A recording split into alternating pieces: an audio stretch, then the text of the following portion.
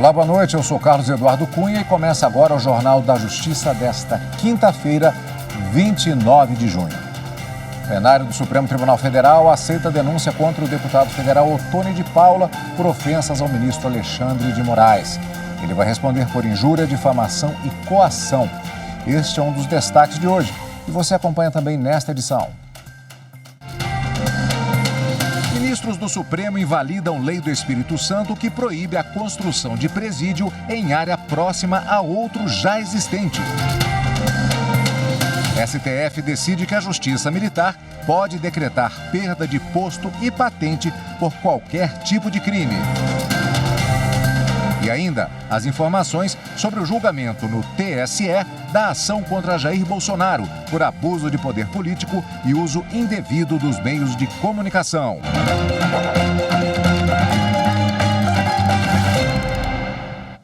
O Supremo aceitou denúncia contra o deputado federal Ottoni de Paula por ofensas ao ministro Alexandre de Moraes. Quem tem as informações sobre esse julgamento é a repórter Marta Ferreira. O caso envolve duas transmissões ao vivo feitas pelo deputado Ottoni de Paula pela internet em 2020. Uma realizada no dia 16 de junho e a outra no dia 5 de julho.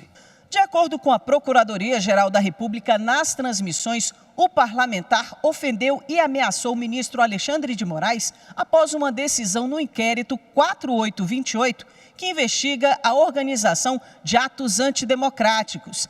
A PGR denunciou Ottoni de Paula por difamação, injúria e coação. O julgamento começou no dia 1º de junho. Em manifestação, a vice-procuradora-geral da República, Lindora Araújo, afirmou que o parlamentar atribuiu por diversas vezes ofensas à dignidade de Moraes, além de agir com violência moral e grave ameaça contra ele, a fim de favorecer interesse próprio e alheio. Lindora destacou que a imunidade parlamentar assegurada pela Constituição Federal não se aplica ao caso, porque as ofensas foram proferidas fora da Câmara dos Deputados. O ministro Alexandre de Moraes não participa do julgamento por estar impedido. Apesar do posicionamento da vice-procuradora-geral da República, na retomada da discussão, o advogado de Ottoni de Paula alegou que ele estava coberto pela imunidade parlamentar. E se nós formos ao artigo 60, parágrafo 4º da Constituição, combinado com o artigo 53, nós vamos achar ali, estampado, que a imunidade parlamentar é causa pétrea, é causa que tem que ser respeitada em nome da democracia, e é o que eu espero desse Supremo Tribunal Federal, de todos os seus pares, senhor relator e de Vossa Excelência. O relator é o ministro Nunes Marques. No início do voto, ele reforçou que a conduta do deputado não está protegida pela imunidade parlamentar. Na hipótese, encontra-se, em princípio, ausente o vínculo entre o conteúdo das manifestações do denunciado em rede social e a função pública que exerce o deputado federal, tendo ele exorbitado dos limites da crítica pública e, principalmente, dos padrões de civilidade. O relator votou pelo recebimento integral da denúncia. Como se vê, a manifestação apresenta também elementos indicativos de tentativa de constrangimento por meio de ameaça com aptidão de gerar temor, uma vez que o investigado ostentava a condição de vice-líder do governo na Câmara, o que conferia posição de destaque para, juntamente com colegas de bancada e de partido, atuar no sentido de impulsionar eventual requerimento de impeachment do ministro Alexandre de Moraes. Em suma, o denunciado deixa entrever, nessa parte de sua manifestação, que o impedimento, bem como a quebra do sigilo bancário, telefônico e telemático do ministro Alexandre de Moraes estaria sendo cogitada, de modo a pressioná-lo e assim constrangê-lo a tomar decisões no inquérito 4828 que pudessem favorecer o interesse dele, denunciado, e de Oswaldo Eustáquio Filho. Diante disso, deve ser recebida a denúncia também quanto à prática do crime previsto no artigo 344 do Código Penal. Ante o exposto, senhora presidente, recebo a denúncia em relação aos crimes contra a honra imputados ao acusado, objeto dos vídeos veiculados em 16 de junho de 2020 e 5 de julho de 2020, previsto nos artigos 139, difamação, e 140, injúria, combinado com o artigo 69, concurso material, 141, incisos 2 e 3, crimes cometidos contra funcionário público em razão de suas funções e crimes cometidos por meio que facilite a divulgação da calúnia e da difamação, todos do Código Penal. 2. Receba a denúncia quanto aos 2 delitos previstos no artigo 344, coação no curso do processo do Código Penal, crime de ação penal incondicionada, objeto dos vídeos veiculados nos dias 16 de junho de 2020 e 5 de julho de 2020. Os ministros André Mendonça, Edson Fachin, Dias Toffoli, Gilmar Mendes, Carmen Lúcia e Rosa Weber acompanharam o voto do relator e o plenário decidiu pelo recebimento da denúncia contra Ottoni de Paula. O Supremo invalidou normas sobre adicionais no salário de servidores públicos do Instituto de Terras e Colonização de Roraima. Viviane Novaes. O governador de Roraima questionava uma lei estadual sobre adicionais como de qualificação e de insalubridade concedidos a servidores do Instituto de Terras e Colonização do Estado. Segundo a ação, o projeto de lei que deu origem a essa lei não tinha a estimativa do impacto financeiro das despesas. O relator, ministro Dias Toffoli, afirmou que esse projeto não seguiu uma exigência prevista na Constituição Federal. Ela obriga que toda proposta legislativa que crie ou altere despesa obrigatória deve ter uma previsão dos reflexos financeiros e orçamentários. No voto, Dias Toffoli afirmou: ao suprimir a formalização necessária de mecanismo de avaliação do impacto orçamentário e financeiro do processo legislativo, já vigente à época da edição da lei impugnada, o legislador estadual produziu o ato normativo formalmente inconstitucional.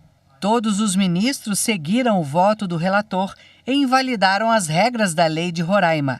A decisão vale a partir da data de publicação da ata de julgamento, o que garante as vantagens recebidas de boa-fé. O Supremo Tribunal Federal decidiu que a Justiça Militar tem competência para decretar a perda do posto, da patente ou da graduação de praça militar que tenha sido condenado em definitivo por qualquer tipo de crime. O julgamento do recurso, com repercussão geral reconhecida, foi no plenário virtual e a decisão será aplicada em processos semelhantes. A reportagem é de Renato Rosa.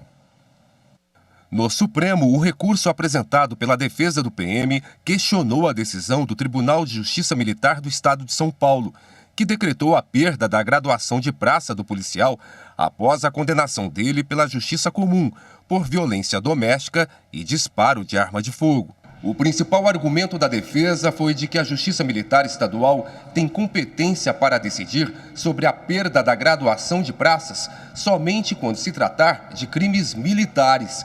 E o caso diz respeito à condenação por crimes comuns, julgados pela Justiça Comum. Os advogados pediram ao Supremo a anulação do ato do TJM para que a graduação do PM fosse mantida. O julgamento foi no plenário virtual. O ministro Alexandre de Moraes negou o pedido da defesa e sugeriu uma tese que foi fixada pela Corte. A perda da graduação da praça pode ser declarada como efeito secundário da sentença condenatória pela prática de crime militar ou comum. Nos termos da Constituição Federal, o Tribunal de Justiça Militar, onde houver, ou o Tribunal de Justiça, são competentes para decidir, em processo autônomo decorrente de representação do Ministério Público, sobre a perda do posto e da patente dos oficiais e da graduação das praças, que teve contra si uma sentença condenatória, independentemente da natureza do crime por ele cometido. Todos os ministros seguiram o relator. O caso tem repercussão geral e a decisão será aplicada em processos que discutem o mesmo tema. Também em sessão virtual, os ministros invalidaram lei do Estado do Espírito Santo, que proíbe a construção de presídio no raio de 20 quilômetros de outros já existentes e a ampliação dos edifícios prisionais com capacidade para 500 detentos. Na ação, o chefe do Executivo Estadual alegava que a Lei Capixaba, aprovada pela Assembleia Legislativa, invadia a esfera privativa do Poder Executivo Estadual e teria restringido o direito de propriedade do Estado ao limitar a construção e ampliação de presídios. O relator da ação, ministro Nunes Marques, afastou as alegações. Para o ministro, a lei trata de direito penitenciário, cuja competência legislativa é concorrente entre União, Estados e Distrito Federal e atende ao interesse público de garantia dos direitos dos detentos e da segurança pública.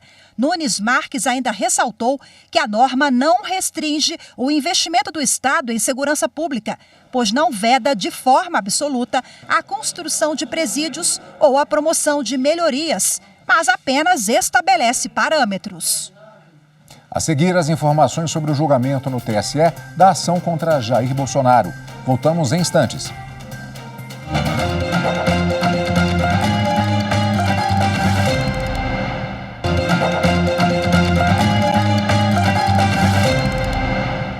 O Tribunal Superior Eleitoral deve retomar amanhã o julgamento da ação em que o PDT acusa o ex-presidente Jair Bolsonaro de abuso de poder político por ter feito ataques sem provas ao sistema eleitoral brasileiro durante uma reunião com embaixadores em julho do ano passado.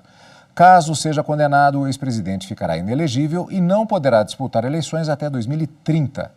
Na sessão desta quinta-feira, 3 ministros votaram. 2 acompanharam o relator a favor da condenação do ex-presidente. A repórter Evelyn Araújo acompanhou a votação e tem os detalhes. O julgamento começou com o voto do ministro Raul Araújo. O magistrado divergiu do voto do relator e rejeitou as acusações contra o ex-presidente Jair Bolsonaro. Segundo ele, há diferença entre a atuação administrativa e jurisdicional da Justiça Eleitoral e, no caso analisado, defendeu o uso do princípio da menor interferência do Poder Judiciário nas eleições. Para o ministro, o discurso de Bolsonaro na reunião com embaixadores não gerou consequências graves às eleições que justifiquem a pena de inelegibilidade. O conteúdo do discurso, nos seus trechos censuráveis, surtiu pouco efeito quanto ao suposto intento de deslegitimar as urnas, argumento central da tese do autor investigante. Do contrário, ter-se-ia verificado uma diminuição do número de eleitores, tendo em vista a expressiva representatividade política do primeiro investigado no cenário nacional. Já o ministro Floriano de Azevedo Marques votou pela inelegibilidade do ex-presidente. O magistrado entendeu que houve abuso de poder político e desvio de finalidade no caso, porque Jair Bolsonaro, como governante e candidato, fez um discurso às autoridades estrangeiras com claro conteúdo eleitoral. Percebe-se da simples análise do vídeo do evento, faz pronunciar que a performance ali caracterizada patenteou-se menos como a de um chefe de Estado no exercício da competência de travar relações com nações estrangeiras e mais como um comportamento típico de campanha eleitoral. Houve, portanto, o primeiro investigado muito distante da liturgia do cargo de presidente da República, o que poderia ser apenas objeto de censura deontica, mas que, associado ao conteúdo da apresentação e às consequências visadas com ela, confere contornos indiciários bastante servientes à caracterização, quando não só de abuso, certamente de desvio de finalidade. O ministro André Ramos Tavares também acompanhou o relator. O ministro considerou que Bolsonaro espalhou desinformação e atacou as instituições ao usar a TV pública do governo para transmitir o encontro. Considero que aqui é inviável a Justiça Eleitoral ignorar fatos notórios e, mais ainda, devidamente comprovados nos autos, a fim de converter a realidade conhecida em uma versão da realidade. É possível constatar ataques infundados que se escoraram em boatos concernentes às eleições de 2014. E, nesse aspecto, ganha relevo a existência de uma cronologia acerca da tática adotada pelo investigado. O presidente do Tribunal Superior Eleitoral, ministro Alexandre de Moraes, suspendeu o julgamento e a análise do caso vai ser retomada nesta sexta-feira, ao meio-dia. Investigações de ameaça de atentados contra escolas do Rio devem ser analisadas pela Justiça Estadual após decisão do Superior Tribunal de Justiça. A reportagem é de Jéssica Castro. A terceira sessão do STJ declarou a competência da Justiça Estadual do Rio de Janeiro para supervisionar inquérito policial contra o suposto autor de ameaças de atentados direcionadas a escolas da capital do estado, publicadas na internet. De acordo com o processo, o investigado fez diversas publicações em uma rede social com ameaças de atentados a escolas, além de manifestar apoio a atos de terrorismo. Após investigações, a Polícia Civil do Rio identificou o responsável pelas publicações e os autos do inquérito foram inicialmente encaminhados para a Justiça Estadual, que declinou da competência por entender que os atos apurados se enquadrariam como crime de terrorismo e, por isso, o processo deveria ser remetido à Justiça Federal. O entendimento foi estabelecido em conflito de competência que também envolvia a Justiça Federal do Rio. A Justiça Federal suscitou, então, o conflito de competência perante o STJ, alegando que as motivações necessárias para configurar o crime de terrorismo não foram identificadas pela polícia até o momento. Ao analisar o caso, o relator, ministro Sebastião Reis Júnior, considerou que no atual estágio da investigação não há indícios concretos de que o investigado tenha agido motivado pelas especiais razões de xenofobia, discriminação ou preconceito de raça, cor, etnia e religião, exigidos pela legislação que trata do crime de terrorismo. Para o ministro, se não há comprovação dessa motivação especial, deve ser afastada a configuração do delito e, consequentemente, a competência da Justiça Federal. O Superior Tribunal de Justiça promoveu a 10ª edição do Seminário de Planejamento Estratégico Sustentável do Judiciário. A repórter Marina Campos acompanhou. O evento, realizado de forma online, reuniu magistrados, servidores do Poder Judiciário, organizações públicas e privadas, representantes da sociedade civil e especialistas no tema. Na abertura do seminário, o vice-presidente do STJ, ministro Og Fernandes, destacou os avanços conquistados em 10 anos de debates. Toda caminhada começa no primeiro passo. E o primeiro passo desse evento já conta 10 anos. Nessa estrada, o seminário Planejamento Estratégico Sustentável deixou pegadas importantes. O ministro do Superior Tribunal Militar, Péricles Aurélio Lima de Queiroz, também participou da abertura e destacou os avanços em sustentabilidade promovidos com um plano estabelecido pela Justiça Militar. A redução de consumo de água, energia elétrica, a expressiva redução de impressão em papel e diversos outros aspectos. A assessora de gestão sustentável do Superior Tribunal de Justiça, Kathleen Feitosa, explicou que ao longo dos últimos anos, o seminário se tornou referência em sustentabilidade na gestão pública e foi palco de importantes debates. Eu fico muito feliz de perceber que esse evento não é mais do judiciário. Aqui estão gestores municipais, gestores estaduais, do executivo, do legislativo, são pesquisadores, acadêmicos. Esse, com certeza, é o nosso maior evento voltado para essa temática. O seminário tem o objetivo de debater e promover a gestão pública sustentável mais alinhada aos Objetivos de Desenvolvimento Sustentável da Agenda 2030 da Organização das Nações Unidas. Neste ano, estão previstas palestras com temáticas variadas, como a elaboração do inventário de emissões de gases de efeito estufa pelos órgãos do Poder Judiciário e novas normas relacionadas ao tema. O evento, que segue até sexta-feira, tem transmissão ao vivo pelo YouTube do STJ e a íntegra do seminário ficará disponível no canal. A 4ª turma do TST entendeu que uma ação de empregado que mora em São Paulo deve ser julgada na vara do trabalho do local onde ele prestava serviços. Repórter Michele Chiapa. O trabalhador ajuizou a ação na Vara do Trabalho de Olímpia, que tem jurisdição sobre Guaraci, em São Paulo, local onde residia. Mas o juízo local remeteu o processo à Vara do Trabalho de Rio Brilhante, em Mato Grosso do Sul. O empregado pediu que fossem ouvidas testemunhas para provar que foi contratado na cidade em que morava, mas a solicitação foi negada. Ao avaliar o processo, o Tribunal Regional do Trabalho da 15ª Região em Campinas considerou o artigo 651 da CLT, que estabelece o local da prestação de serviços como regra de competência territorial. Mas, segundo o regional, o normativo deve ser interpretado com base no princípio constitucional do acesso à justiça. Por isso, determinou que a ação prosseguisse em Olímpia. A empresa, então, recorreu ao Tribunal Superior do Trabalho. A Relatora na 4ª turma, a ministra Maria Cristina Peduzzi, destacou que a competência em razão do lugar para o ajuizamento de reclamação trabalhista é a do local onde os serviços são prestados. Ela explicou que o tribunal admite, excepcionalmente, o ajuizamento da ação no domicílio do trabalhador quando a empresa tiver atuação nacional e a contratação tiver ocorrido nessa localidade, o que não é o caso. Por unanimidade, o colegiado restabeleceu a sentença que determinou que a ação deve ser julgada pela Vara do Trabalho de Rio Brilhante, em Mato Grosso do Sul. Ainda cabe recurso. Tribunal de Justiça do Rio Grande do Sul faz alerta sobre golpes virtuais que vêm sendo aplicados em nome do Judiciário Gaúcho. Assunto para o próximo bloco. Voltamos já.